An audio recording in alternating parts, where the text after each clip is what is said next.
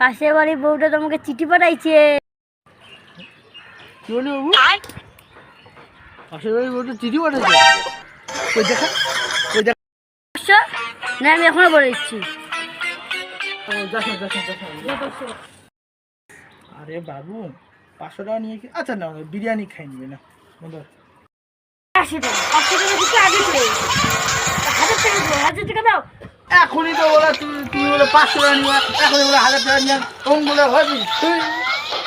হ্যাঁ দাও দাও দাও, আমি বলে দিচ্ছি মাকে। বাবু যাস না, ও যাস না, যাস। দাও 1000 টাকা, 1000 টাকা দুটো আগে চলে গেছে।